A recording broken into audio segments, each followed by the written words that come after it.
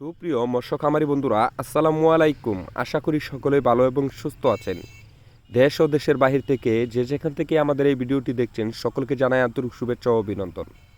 ভিডিওটি শুরু করার আগে সকলের কাছে অনুরোধ থাকবে ভিডিওটি না টেনে পুরোপুরি দেখার চেষ্টা করবেন, তাহলে অবশ্যই থাই পাঙ্গাস মাছ সম্পর্কিত সকল তথ্য ও পরামর্শ জানতে পারবেন।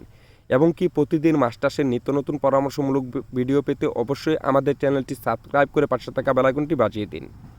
তবেও আর দেরি না করে মূল আলোচনায় চলে যাই। স্ক্রিনে যে মাছগুলো দেখতে পাচ্ছেন এগুলো হচ্ছে বর্তমান বাজারের সেরা লাভজনক মাছ থাই পাঙ্গাস।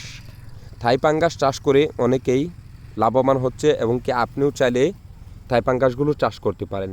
এই মাছ চাষ পদ্ধতি যে কোনো পুকুরে একত্র অথবা মিশ্র সাথী মাছ হিসেবে খুব সহজে চাষ করা যায় এবং কি প্রতি শতকে 500 থেকে 700 পিস পোনা চাষের জন্য মজুত করতে পারেন। মাছ চাষের জন্য প্রয়োজন বিশ্বস্ত প্রতিষ্ঠান ও উন্নত জাতের মাছের পোনা। সেই লক্ষ্য অনুযায়ী আমরা আপনাদেরকে দিচ্ছি ব্রিডিং মুক্ত অরিজিনালি ভুয়ালি থাই পাঙ্গাস মাছের পোনা।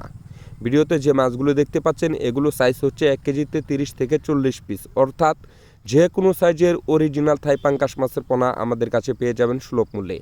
আপনারা যদি এই মাছটি সংগ্রহ করতে চান তাহলে অবশ্যই সরাসরি আমাদের হ্যাচারিতে এসে দেখে পছন্দ করে মাছের পোনাগুলো সংগ্রহ করতে পারেন।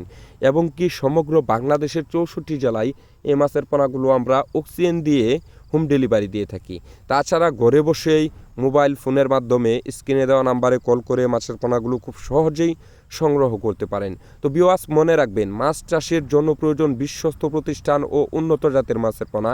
সেই লক্ষ্য অনুযায়ী আমরা আপনাদেরকে দিচ্ছি সুস্থ সবল ব্রিডিং মুক্ত হাই কোয়ালিটি মাছের রেণুয়া পোনা। তো ভিউয়ার্স, সব জায়গায় কিন্তু ভালো জাতের পোনা পাওয়া যায় না। অবশ্যই আমাদের হ্যাচারিতে এসে দেখে পছন্দ করে পোনা সংগ্রহ করার সুব্যবস্থা রয়েছে। আমাদের ঠিকানা 30 সাল ময়মনসিংহ। ভিউয়ার্স, প্রতিদিন মাছ চাষের নিত্য নতুন পরামর্শমূলক ভিডিও পেতে অবশ্যই আমাদের চ্যানেলটি সাবস্ক্রাইব করে রাখবেন।